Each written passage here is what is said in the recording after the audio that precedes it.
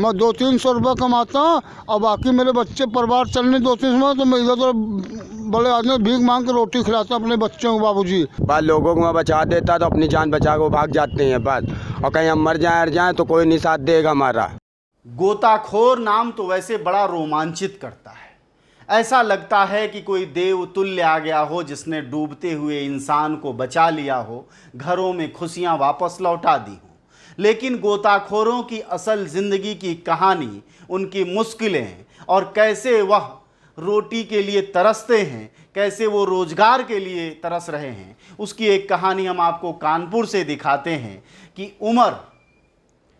उमर ये नौजवान और एक और गोताखोर जिनका नाम नफीस है, वह कानपुर के शुक्लागंज घाट पर साल भर में हजारों लोगों को बचाते हैं जो डूबते हैं।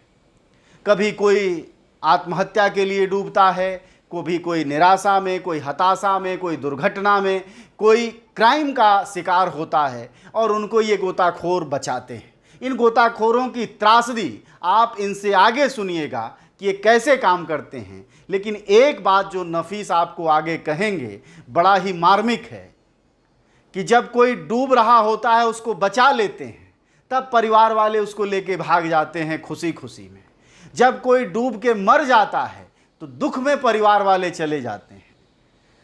और इस दोनों दुख और सुख के बीच इन गोताखोरों की जिंदगी ऐसी बनी है कि न सरकार से कोई पैसा 1 रुपए का मिलता है, न राज्य प्रशासन या स्थानीय प्रशासन कोई मदद करता है, और न वही लोग जो कि सुख और दुख में अपने प्रियों को लेकर चले जाते हैं। ये एक अजीब सी त्रासदी के बीच इन गोताखोरों की कहानी आप उनकी जुबानी सुनिए।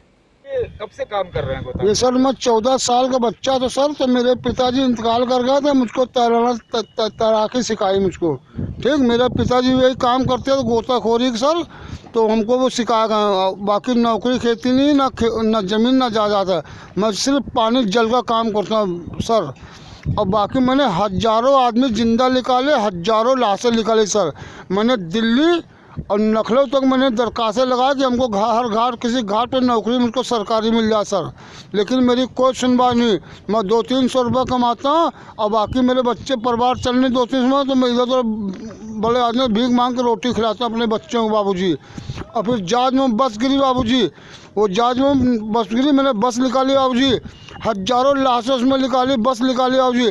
उसका ट्रक निकाला बाबूजी, मैंने जमना में ट्रक गिरा, मैंने जमना। कब की बातें हैं, कब की बात बता रहे हैं आप? ये सर अभी 2-3 साल पहले की बात है सर। अच्छा। हाँ, उसके बाद में गणेश पूजा में गंगा बैराज पर नाव पलट गई, वहाँ मैंने 8 लाशें जिंदा मुर्दा निकाली। जब हमको रात में खबर मिली तो हम लोग का 1 बजे रात में 8 लाशें निकाली। उसके बाद में जहाज में नए पुल पर सिद्धनाथ घाट पे एक नाव पलटी तो सर जी वहाँ 16 लाशें निकाली, 4 लड़की निकाली, 2 कन्या निकाली, 16 लाशें निकाली वहाँ सर। 1 बजे रात में वहाँ निकाली जाए सर, लेकिन गवर्नमेंट सर मेरी कोई सुनवाई नहीं करी सर। मैं बहुत गरीब आदमी सर, अब यहाँ को जब डूबता सर तो जिंदा निकाल लेता तो 1 रुपया नहीं देता, भाग जाता। जब मर जाते हैं तो रोने गाने लगते हैं, जो लाश निकालो सर तो लाश लेके भाग जाते हैं, हमको 1 पैसा सर इनाम नहीं मिलता सर। मैं बहुत गरीब आदमी सर। मैं बाल बच्चे कितने हैं आपके? मेरे 3 कन्या बाबूजी। 3 कन्या? 1 कन्या शादी करी, 2 कन्या मेरी जवान है। मैं गरीब आदमी, पैसा नहीं मिल पा रहा, उनकी शादी मैं कर दूँ। परिवार कैसे चलता है नफीस? सर ये मैं 200-250 रुपये पैसा कर लेता हूँ गंगा जी में, जो माँ बाप के अपने हंसते फूला लेके आते हैं उनको मैं विसिन करवाता हूँ, वो मिल जाता सर, तो उनमें चटनी उठ। नफीस ये बताइए कि आप 14 वर्ष की उम्र से अब 55 साल हो गई आपकी? जी सर। उम्र, तब से अब तक इतनी सरकारें आई, कभी कोई सुनवाई नहीं हुई? कोई सरकार, जितनी सरकारें हैं कोई सुनवाई नहीं सर मेरी। भाजपा सरकार से भाजपा सरकार तो कोई सुनवाई नहीं कर रही है सर। परसों वाले दिन नए पुल से एक औरत फान गई सर, उन्नाव जिले की थी, उसको दौड़ कर नाश पकड़ा मैंने। उसके पर्स में मोबाइल नंबर निकला, मोबाइल गंगा में गिर गया।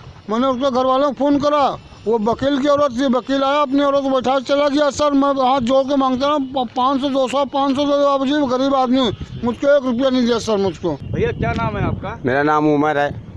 उमर? हाँ।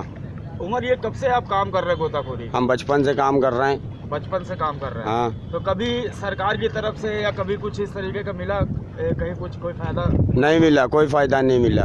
बस लोगों को मैं बचा देता तो अपनी जान बचा के वो भाग जाते हैं बस, और कहीं हम मर जाएँ तो कोई नहीं साथ देगा हमारा। बस हम कहते हैं हमारी कहीं ना कहीं तनख्वाह लगाओ या नौकरी लगाओ हमारी। हम कितने लोगों को बचा चुके हैं, कोई गिनती नहीं ना यहाँ पर, और पूरी कोई गिनती नहीं है कितने लोग मरते हैं कितने बचते हैं। अभी कल को 3 को बचाया, बताओ 500 रुपये दे के गए हैं वो।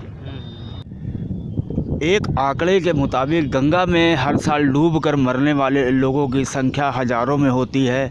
कभी गणेश उत्सव के नाम पर, तो कभी जो है सेल्फ़ी लेने के चक्कर में, तो कभी एक्सीडेंट में। इसके पुलों पे जो एक्सीडेंट होते हैं उनको, वो जब गंगा में डूब रहे होते हैं तो उनको बचाने की जिम्मेदारी यहाँ स्थानीय गोताखोरों के होती है।